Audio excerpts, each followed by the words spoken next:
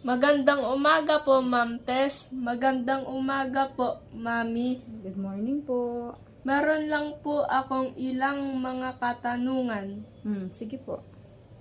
Saang lugar o pamayanan ka nakatira? Sa Barangay Tungkong Mangga, taga San Jose po ako. Isa po akong San Joseño. Okay? Mahalaga ba na may pamanayan na kinabibilangan ang isang tao? Opo naman, mahalaga. Bakit?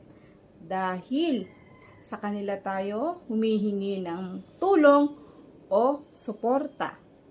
Ano ang iyong hanap buhay? Sa ngayon po, isa akong ina na nagbabantay sa'yo at sa magiging kapatid mo. Ano ang mensahe mo sa mga pag-aaral ng mabuti upang marating ang mga pangarap sa buhay? Para sa akin, bilang isang nanay, sa'yo anak, syempre, magsikap kang mabuting mag-aral. Bakit? Kasi para sa'yo yun. Pag nag-aral ka ng mabuti, magiging sandata mo yun. Kung ano man yung mga hamon mo sa buhay, hindi ka mahihirapan mag-work. Diba?